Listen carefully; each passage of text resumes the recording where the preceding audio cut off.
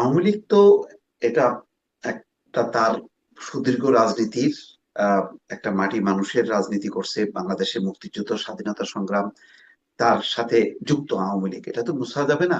সুতরাং এই রকম একটা দলকে, ঐতিহ্যবাহী একটা দলকে কোনো এক নেতৃত্বের আহ, মানে কি বলে, তার ভুলের জন্য পুরো দলকে নিষিদ্ধ করা যায় না। এটা কোনো গণতান্ত্রিক রীতির মধ্যে পড়ে না, আন্তর্জাতিক ভাবেও এটা সমর্থন যোগ্য না।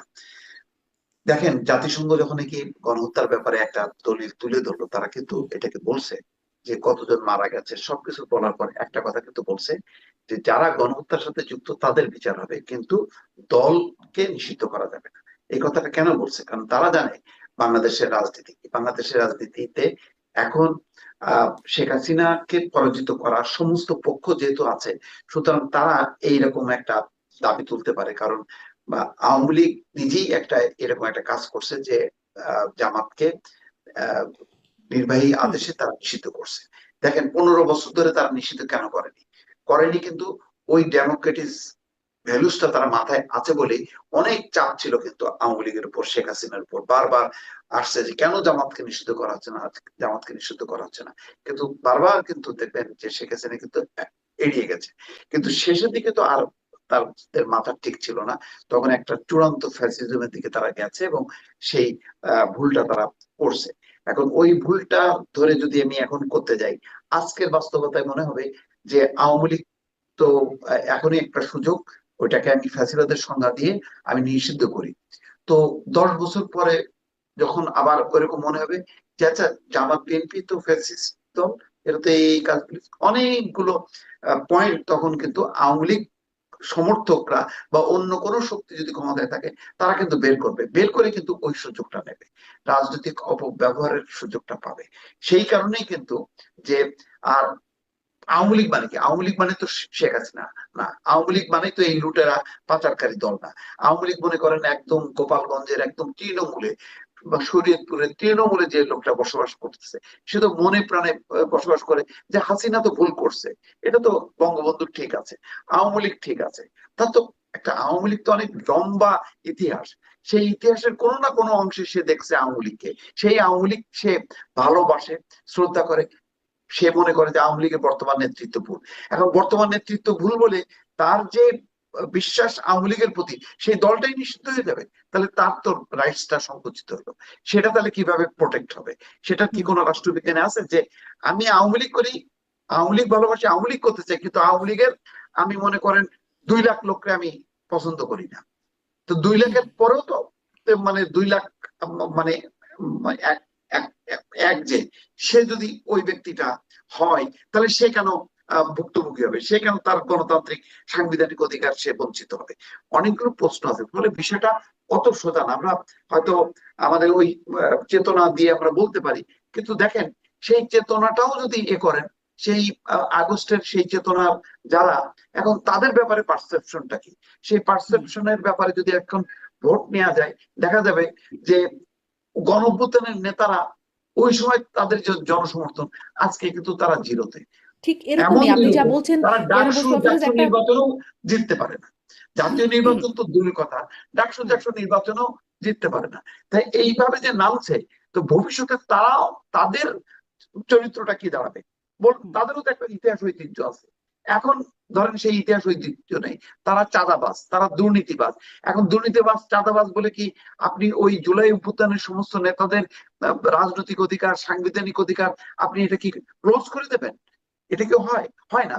ওই সমর্থক, জুলাই চেতনার সমর্থকরা আছে তো, হুম। তার আমরা যেমন মনে করি যে আচ্ছা ওরা ছেলেবেলে এগুলি মানে করেনি, কিন্তু শেখ হাসিনার পতন আন্দোলনের যেই চেতনা, সেই চেতনাটা ঠিক আছে। তাহলে সেই চেতনার অনুসারী, সেই চেতনাকে ধারণ করার, লালন করার অধিকার আমার আছে। সেই অধিকারটা তো আপনি খরচ করে কেড়ে নিয়ে বলতে পারেন না যে না, টোটালটাই ষড়যন্ত্র, জি, টোটালটাই আমার মনে হয় ভুল। আপনি একদম স্পষ্ট করেছেন আপনার অবস্থান, জনাব মোস্তফা ফিরোজ।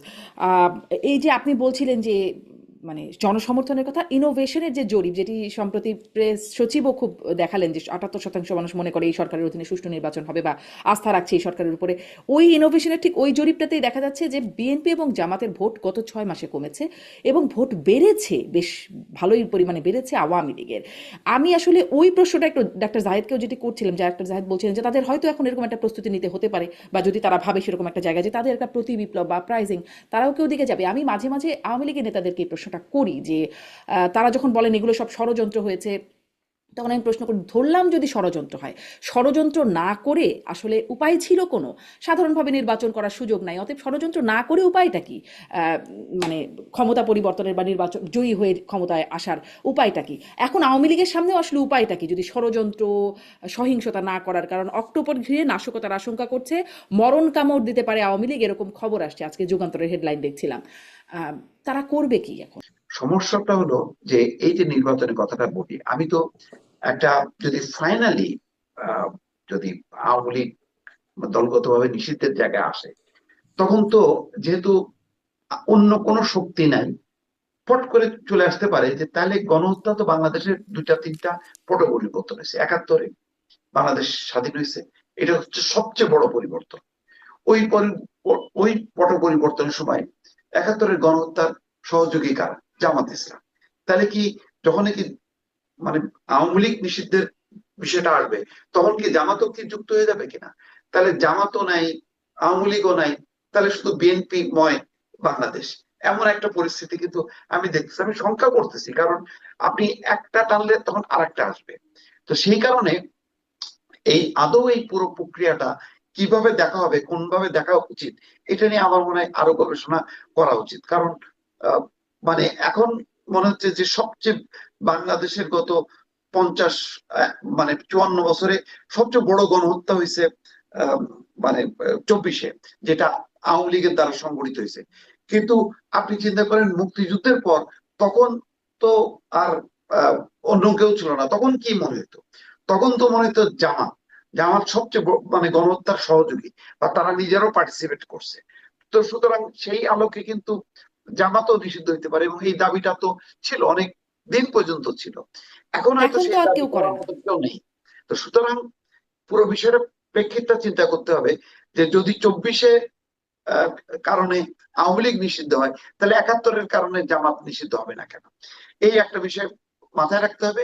তবে সব মিলে আমি দেখতেছি যে বিএনপি একটা সুবিধাজনক অবস্থানে থেকেও কেন জানি সে তার মানে মাটিতে পাটা আস্তে আস্তে কিন্তু মানে কি সরে যাচ্ছে। সরে যাচ্ছে এই কারণে যে জামাত ইসলাম কিন্তু এই জায়গাটা বিপুল ভাবে তারা কিন্তু অগ্রসর হয়েছে, তারা সেই জায়গাটা কাভার করছে। সুতরাং এখন ডক্টর ইউনূসের এইরকম মানে নিম্নমুখী একটা অবস্থানে যদি বিএনপি আরো বেশি সমর্থন দিতে থাকে, এতে কিন্তু সামগ্রিকভাবে এই সব কমপ্লিমেন্ট আলটিমেটলি হিতে বিপরীত হবে। এটা কিন্তু ভালো হবে না। কারণ 1 বছর আগে ডক্টর ইউনূসের যে ভাবমূর্তি, যে জনসমর্থন, এখন যে কোনো বিচারে সবাই বলবেন যে এখন অনেক বেশি নিম্নগামী। তো নিম্নগামী একটা অবস্থানকে যদি বিএনপি এখন সাপোর্ট করতে থাকে, তাহলে এমনিতেই জামাত আন্দোলনে আছে, ফোকাস পয়েন্টে আছে। আওয়ামী লীগ নিষিদ্ধ করো, সহযোগীদের সব নিষিদ্ধ করো, ফলে যত এইগুলি নিষিদ্ধ হবে তত বেশি কিন্তু বিএনপি শক্তিশালী হবে না, হবে হচ্ছে জামাত। সেই কারণে আমি বিএনপির এই কমপ্লিমেন্ট সত্ত্বেও বিএনপির রাজনৈতিক ভবিষ্যৎ নিয়ে কিন্তু আমি চিন্তা করছি যে কি দাঁড়াবে শেষ পর্যন্ত।